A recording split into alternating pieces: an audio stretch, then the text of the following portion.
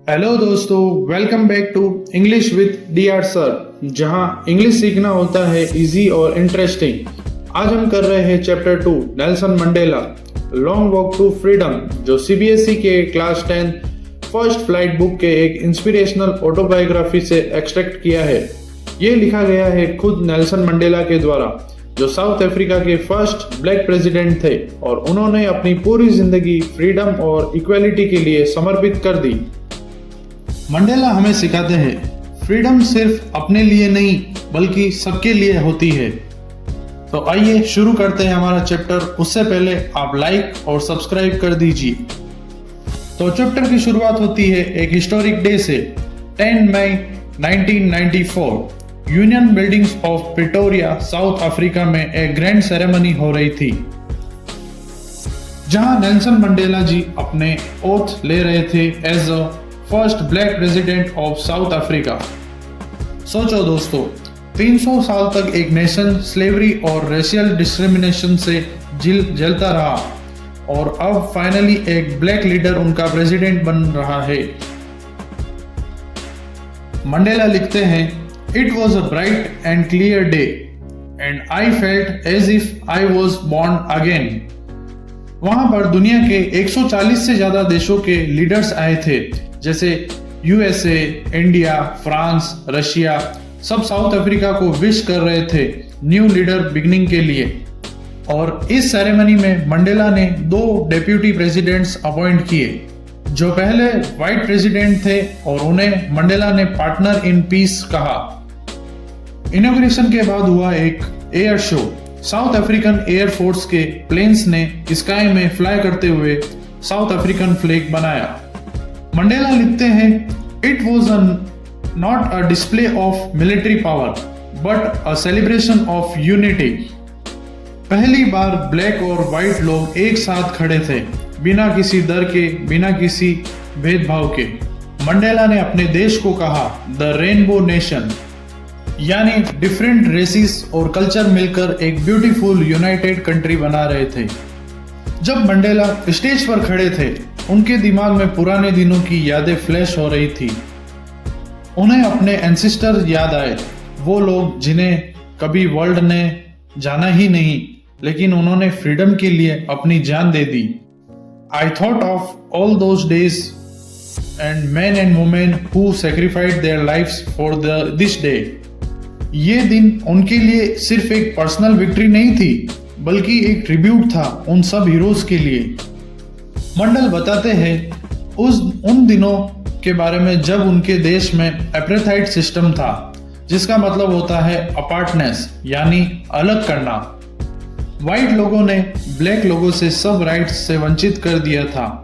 Vote करने का right नहीं, एजुकेशन और जॉब में डिस्क्रिमिनेशन, इवन बसेस और हॉस्पिटल भी अलग अलग। अगर कोई ब्लैक पर्सन व्हाइट एरिया में बिना परमिट गया तो सीधा jail. The policy of apartheid created a deep and lasting wound in my country. ये wound सिर्फ पॉलिटिकल नहीं था, इमोशनल भी था। फिर मंडेला जी ने डिसाइड किया, we will fight for freedom। उन्होंने अफ्रीकन नेशनल कांग्रेस ज्वाइन की और पीसफुली प्रोटेस्ट स्टार्ट किया, पर गवर्नमेंट ने उन्हें टेररिस्ट डिक्लेयर कर दिया और मंडेला को भेज दिया 27 साल की जेल, रॉबिन आइलैंड में। वो कहते हैं, the cell was small but my dreams were big. वो वहां पत्थर तोड़ते थे, गले में चेन होती थी, हाथों में हथकड़ियां, खाना बहुत खराब मिलता था, लेकिन उनके सपने कभी नहीं टूटे। उनके लिए ये 27 साल एक टेस्ट ऑफ पेशेंस था। मंडेला कहते हैं, I learn that courage was not the absence of fear but the Trump over it. डर सबको लगता है, लेकिन जो अपने डर के बावजूद सही काम करता है वही असली ब्रेव होता है।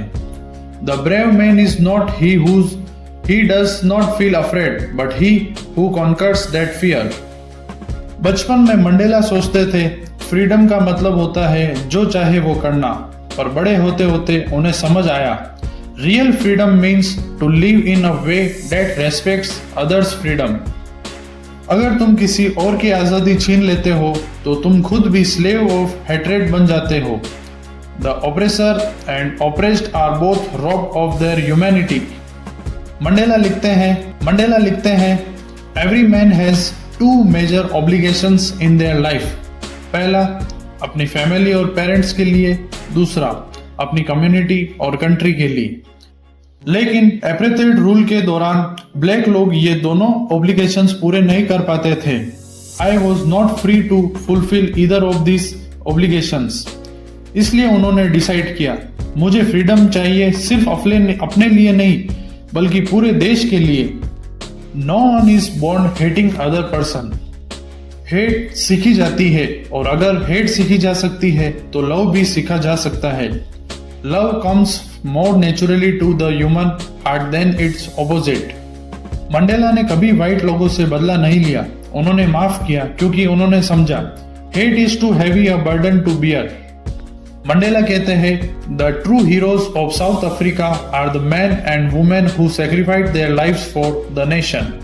उन्होंने नाम लिया Oliver Tambo, Walter Sisulu, Chief Luthuli, Yusuf Dadoo, यहाँ पर जिसने उन्हें करेज मिला। एंड करते हैं अगर आपको वीडियो अच्छी लगी हो तो like African patriots who subscribe gone before me with DR. Finally उन्होंने कहा लिखो Freedom is my right and I will respect everyone's freedom. Freedom एक कंटिन्यूअस प्रोसेस है। अगली वीडियो में जनरेशन को इसे प्रोटेक्ट और नर्चर करना होता है।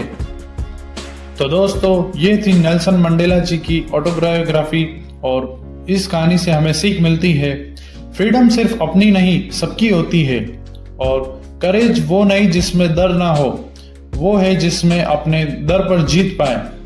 लव ही सबसे पावरफुल इमोशन है जो सोसाइटी को यूनाइट कर सकता है और एक लीडर अपनी पावर से नहीं सेक्रीफाइस से बनता है।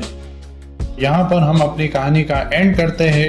अगर आपको वीडियो अच्छी लगी हो तो लाइक करो, शेयर करो, सब्सक्राइब करो इंग्लिश विद डीआर सर और कमेंट में लिखो freedom is my right and I will respect everyone's freedom. फिर मिलते हैं हम अपनी अगली वीडियो में, तब के लिए बेस्ट ऑफ लक।